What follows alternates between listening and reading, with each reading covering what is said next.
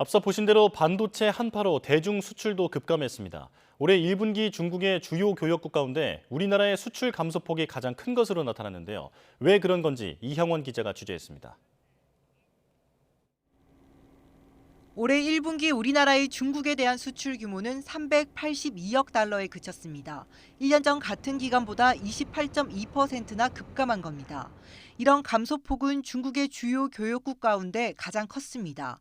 1분기 최악의 성적표를 받아들면서 대중 수출 규모는 2위에서 5위로 추락했습니다. 이렇게 낙폭이 커진 건 계속된 반도체 수출 부진 여파입니다.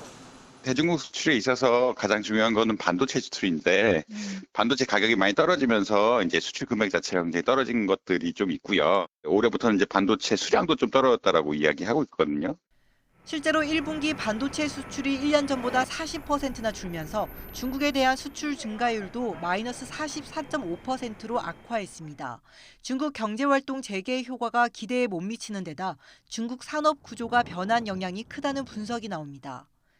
우리나라 중간재가 중국으로 많이 수출이 됐고 중국은 그걸 활용을 해서 최종 제품을 만들어서 판매를 했는데 지금은 중국도 산업 구조가 변하면서 그러한 중간재를 직접 만들고 있거든요.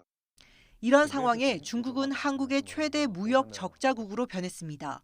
이에 전문가들은 중국의 바뀐 산업 구조를 명확히 인식하고 기술력 향상을 통해 대응해야 한다고 조언했습니다. 또 새로운 시장을 개척하는 수출국 다변화 전략으로 중국 의존도를 줄여나가야 한다고 강조했습니다. YTN 이영훈입니다.